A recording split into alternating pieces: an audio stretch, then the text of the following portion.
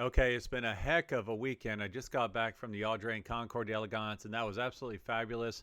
A ton of really cool stuff. I did just post an update via my email blast, as well as on Facebook. Shorter stuff on LinkedIn, as well as Instagram. So if you would like to see the full email newsletter update with pictures, just shoot me a note, Greg at thecollectorcarpodcast.com.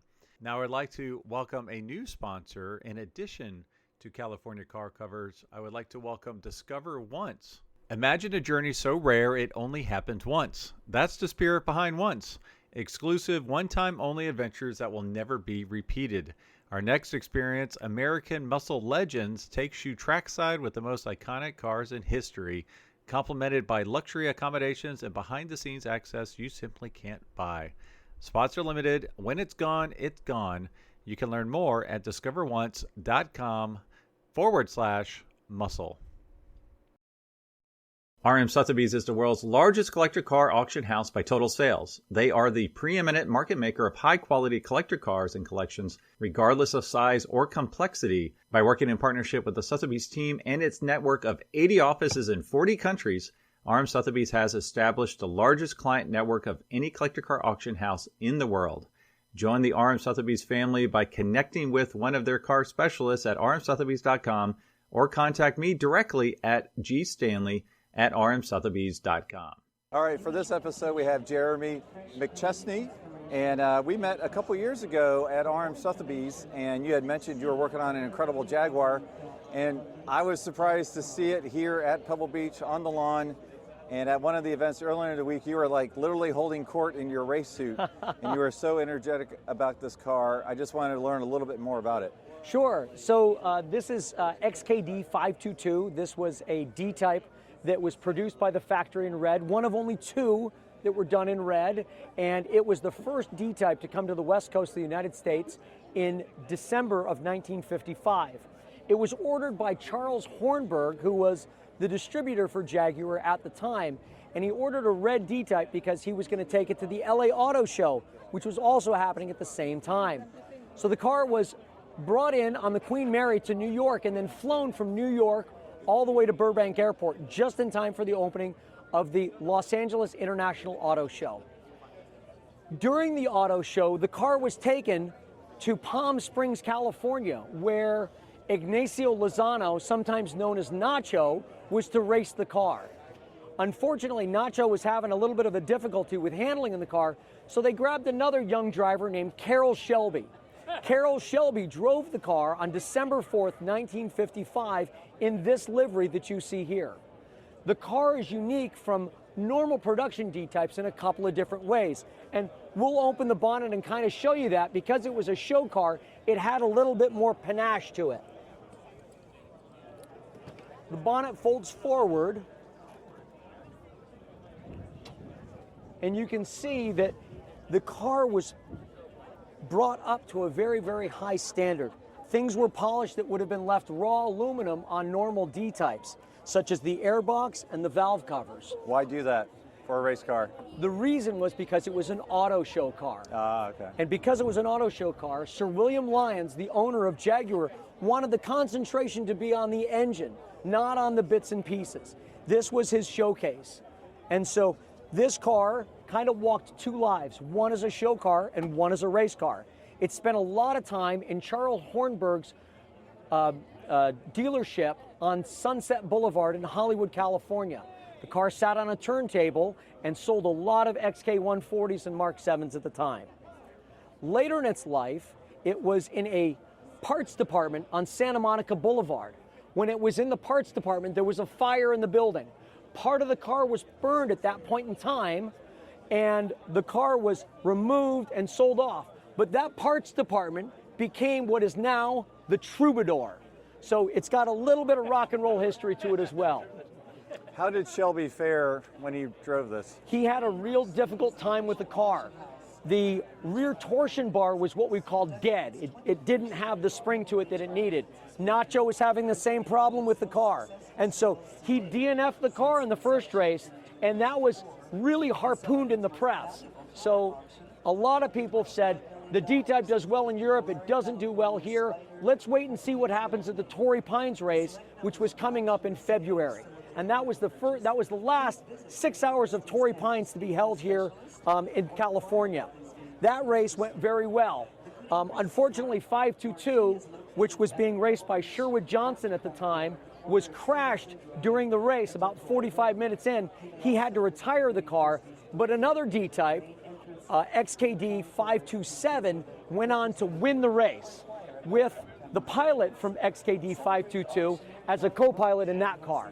The following day, on Sunday, for the 1 hour race, this car took second place.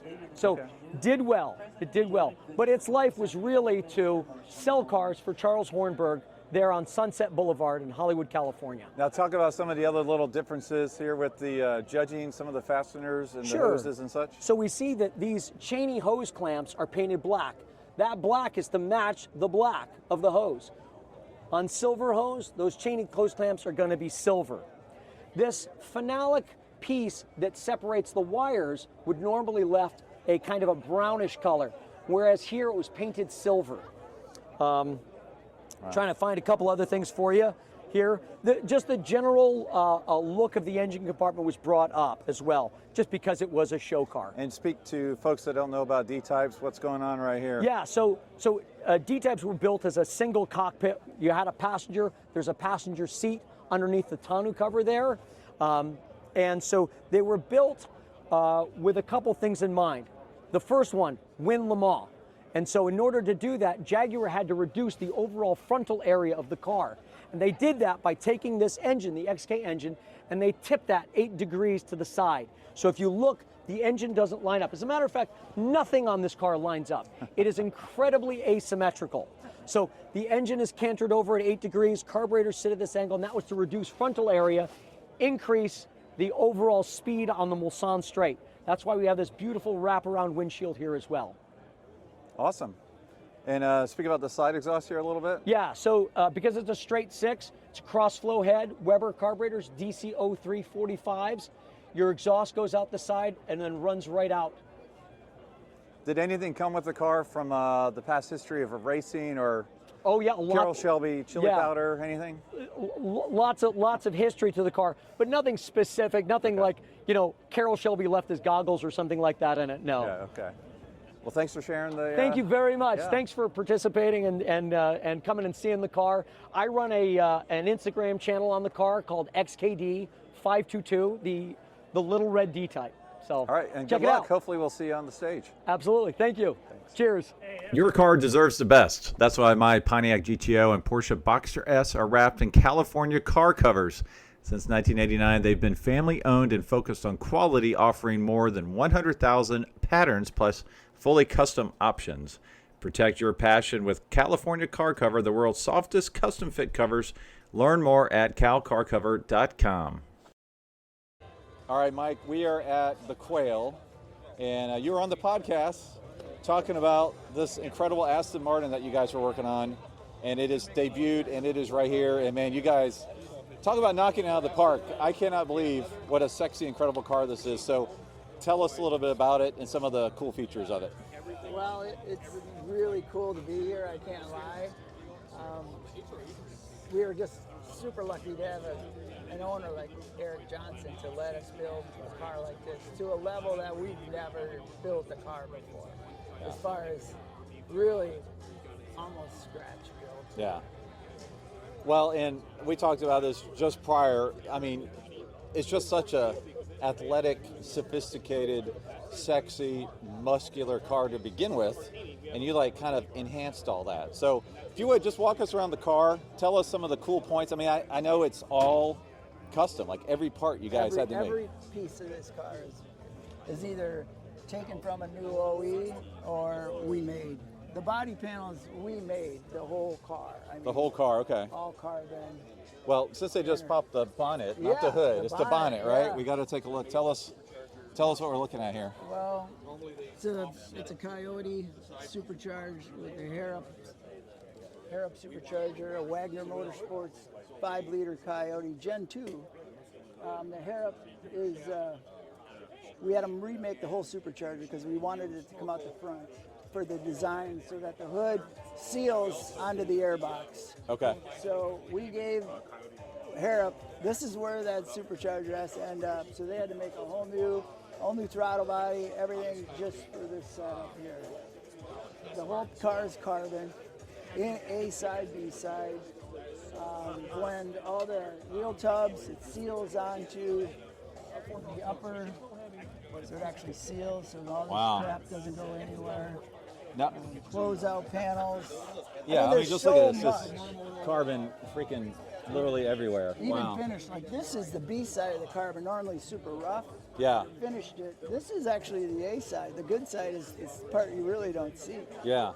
Talk about the wheels. Those are some of the best looking wheels I've ever Yeah, seen. if you look behind you, this is the original wheel. There's the original. That's a bar we made for the quail out of the original car. So you made a bar out of an Aston Martin. Yeah, well, this was a wrecked one. It was a wrecked. All right, people. But we just don't kinda send me hate threw it mail. together to- Don't send them hate mail. Yeah. But look how sexy that wheel is, man. You guys should just, that. So that was the influence from that wheel. We had these, and I had never seen that on a wheel before. And I really like the spider look of the original wheel. So this what is that? A just 20-inch? 19 in the front, 20 in the back. So that's what I love about it. You're not extreme. You're not putting 22s. No, we don't want. No, Yeah. If I could get brakes and get a tire, like I've always said, why don't they invent a tire? Because you can make the wheel Yeah. a tire with like a 15-inch sidewall, so a 15-inch outer, Yeah. and an 18. So they can make a tire that had two different bead sizes. So Right. you could really have big brakes, but Right. create an old school feel with the cars. I don't know Right. why the manufacturers don't do it. Well, walk us around. I want to get a shot of this closed up after we're done here. But tell us. We've got Gentex, who's a big partner of ours. They do all like OE mirrors. Probably everybody we're seeing now Yeah. has Gentex mirrors on them, rear view. Okay. So we made one-off mirrors with our logos in them. Yeah, got the logo in there. Very Yeah, nice. Carbon top. But this interior, just gorgeous. Yeah, it's all machine panels. All this is printed stainless. We joined I the love flags. that. Join the flags. See, that's the thing is everything you do is top-notch quality. Yeah, everything you see in this car is definitely functional, from the air intakes to the brakes. Oh, functional. Yes. And then what's the transmission there, man? That's a This sexy. That's a shifter. It's printed. You can see through it. Oh wow, you can see through it. Look at that. Wow. So what is the transmission in this car? It's a Tremec with a torque tube and a transaxle in it. Okay. Car scaled. It's heavy. It's 4,200. 6-speed. 6-speed. Okay. And then, what'd you say? 20s back here. 20s, 13-inch. Wow. 20 by 13s. Oh, look, they just opened the boot. So now, tell me about the glass. Had to make it all. You had to make all the glass, Yeah. Except for even the front. windshield. No, the windshield we cut down. Okay. But the back glass, it's the same profile. We tried to cut that notch out of a original glass. Yeah. Can't do it. It just breaks. What does it cost to get a piece of glass made like that? All in, probably 10 to 15 grand. Yeah. Right. Now I love this. So The Now- original cars had two fillers. we got two wanted- fillers, Yes. both to gas. Yes. Oh, that's cool. They go to the same tank. The original cars had that, so we wanted to retain that. And you got an integrated backup camera up top. Man, look Yeah, at this. that's not. It's the rear view mirror. 'Cause Rear this view car- mirror. So Gentex built this Okay. really live 180-degree rear view mirror. Yeah. Gentex made us the actual lenses inside. Holy cow, look at that rear end. Man, tell me about the exhaust down there. We machined all that. Just the You machined all stainless. that? Yeah. So we machined this out of a stainless, and then we put carbon in between the other end of the stainless. Wow. Too. And just the stainless alone, because there's a lot more than you see here. Yeah. The chunk of stainless was $1,000. Wow. Just the metal. I love the tag shaking. Yeah, not stirred, baby. Yeah, that's right. So how loud is it? It sounds like a Coyote, but we did put twin crossovers on it. So Wow. it sounds really good. Yeah. Haven't buzzed at the 8 grand yet, but it's capable. Wagner Yeah. built it, it's capable of 8,000. All right. So the steering wheel, we tried to represent the original style wheel. The stocks, if you know, if you know these cars, they had that pod on them, and we machined our own and made our own, but it looks like the factory style. Yeah, just stunning. So you machine that? Yeah, machined that. Printed all the handles. So Oh, look at the, them, gorgeous. The stock pieces, the blinkers. These are all printed? Printed stainless, printed. Wow. The almost gun-looking e-brake. Yeah. Printed the necklace, what I would call, on the seats. Lasered the logos. Wow. And you got your logo with the American Yes. flag in the middle? And Gentex made us these rear view mirrors. It's the first actual car to have them where they're dimmable. Oh, wow. You look through the visors. The visors, yeah. So if you're driving it and the sun just come over a hill and sun blind, it immediately goes black. Oh my gosh, dark. yeah. And you can do it manually, or you can. Right. That's amazing. I love that steering wheel. All right, do you mind closing the door? No. Let's get a full shot here. Yeah, what a good looking car. Wow. So, how long did it take for the complete build here? From start to finish, CAD and everything, 2.5 years. 2.5. Once we got the parts, it was less than a year. Okay. Once we got the body panel. Yeah. So, it is every single body panel is carbon? Yeah, A and B side. Okay. Yeah, it's just such a sexy, beautiful car. So now the goal is this is a one-off commission, but you are open to doing one more? We would like to do one more to actually write the owner a check back because he believed in us, and we would like to sell one and recoup some of his money, but that's the honest. So what would happen if you could sell 10 of these? We wouldn't build it. Yeah, that's not what we do. We're Yeah, not, yeah. You know us. Yeah. We don't build two of anything. Right, So this is right. this would be something. Yeah. But So we've never went to this extreme before. yeah. So if you want one of these, obviously contact the Ringbrothers. This is Yeah. incredible. Thanks so much, man. Yeah, appreciate it.